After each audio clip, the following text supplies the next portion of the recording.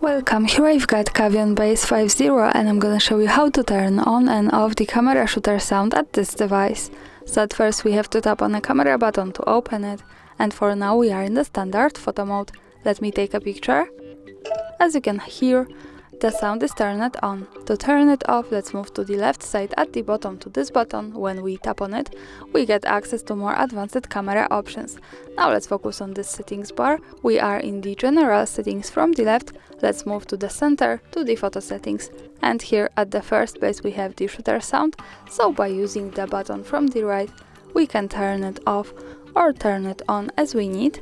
Now let me keep this turned off, and when I take another picture, we can't hear anything. Of course, when we tap to this button from the left once again and turn on hear the sound, we can hear it. And that's all. Thanks for watching, subscribe our channel and leave the thumbs up.